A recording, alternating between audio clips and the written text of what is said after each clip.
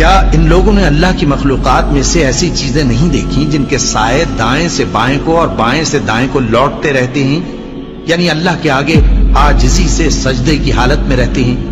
اور تمام جاندار جو آسمانوں میں ہیں اور جو زمین میں ہیں سب اللہ کے آگے سجدہ کرتے ہیں، اور فرشتے بھی، اور وہ ذرا غرور نہیں کرتے، اور اپنے پروردگار سے جو ان کے اوپر ہے ڈرتے ہیں، اور جو ان کو ارشاد ہوتا ہے اس پر عمل کرتے ہیں۔ اور اللہ نے فرمایا ہے کہ دو دو معبود نہ بناؤ، معبود تو وہی ایک ہے، سو اے بندو مجھی سے ڈرتے رہو۔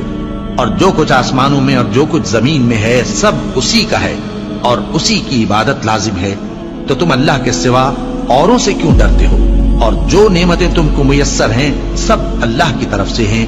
پھر جب تم کو کوئی تکلیف پہنچتی ہے تو اسی کے آگے فریاد کرتے ہو، پھر جب وہ تم سے تکلیف کو دور کر دیتا ہے تو کچھ لوگ تم میں سے اللہ کے ساتھ شریک کرنے لگتے ہیں تاکہ جو نعمتیں ہم نے ان کو عطا فرمائی ہیں ان کی ناشکری کریں۔ تو مشرکو دنیا میں فائدے اٹھا لو، پھر ان قریب تم کو اس کا انجام معلوم ہو جائے گا۔